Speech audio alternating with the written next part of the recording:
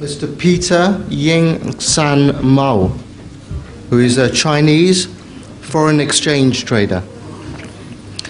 How would you prove the existence of Allah to a non-believer? Existence of Allah can be proved to the non-believers by looking at the creation of the world, at everything. It's amazing how scientists close their eyes to these things. In my book, Revelation, I have revealed many things which are positive proof that evolution is not blind evolution. Everything created has a purpose and has a mechanism which cannot come into being automatically through any evolution. First of all, there was a question of genes, and the scientists know that there are genes and they cannot give any evidence of their evolution. Where did they come into?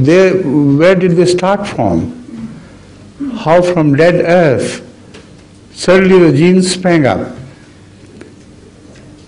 And among other things, the most surprising thing is chlorophyll. Although the scientists try to give evolutionary history of other materials necessary for the development and maintenance of life, they can't give a single explanation as to how chlorophyll was evolved. There is no history of evolution of chlorophyll at all. And without chlorophyll, life could not exist. The green grass which the cows and other milking animals eat, it has chlorophyll. And it is only by the virtue of that chlorophyll that everything is converted into other chemicals. The entire phenomenon of getting milk and fat from out of grass and bones and brain and all the organs of the human body, they all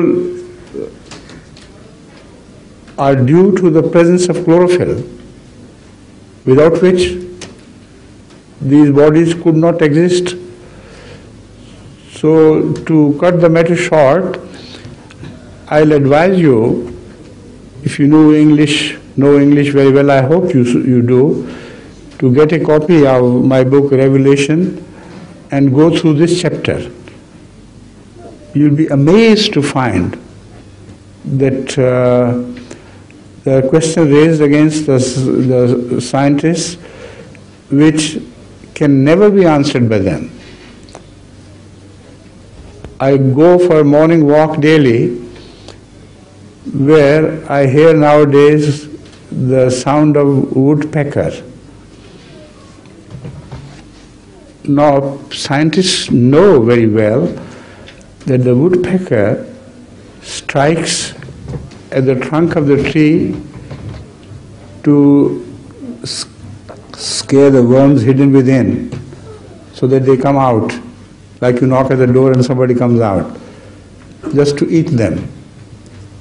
But they strike so hard that their brain should have gone out of, it would have gone kaput completely by the first or two strikes only.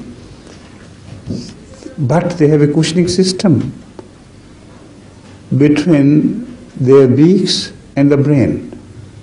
And that cushion which is created in between, which does not exist in the form of, in the beak of any other bird, only in the beak of the woodpecker. That takes the load and cushions it, so the strike force, so that it is subdued when it reaches the brain. Now tell me, how could it have become possible by evolving? when was the first woodpecker created? And if he stuck with the same pose, he would have been destroyed and killed. But how many generations of woodpeckers were killed before they evolved to this state? When they were killed, what was left there for evolution at all to work on woodpeckers? So if you open your eyes, you can see the existence of God day and night in everything created. Consider yourself. You have a beautiful design. You have eyes, you have brain, you have ears. And whatever the message of eye to the brain is conveyed through some ducts with electrical messages. And they are preserved in the brain somewhere. So much so that you remember the incident of seeing something from your childhood, and it is preserved in the brain, and you, whenever you want to recall it, you immediately get it. Where is it preserved and how this system of brain works and so on and so forth? The tales you can tell about your own body are unlimited. What the scientists have studied about the brain is only superficial so far. But volumes upon volumes are written about the surface of the brain. What is happening inside it, they don't know. So if you want to learn about the existence of God, try to look at the things around you with contemplation and depth. And try sometimes to think about yourself. How were you made? How your eyes came into being? How the complicated system of your ears came into being? And all that. So I think for the time being, let it suffice. And I hope you will read the relevant chapter in my book, Revelation, where all these things are answered. Thank you.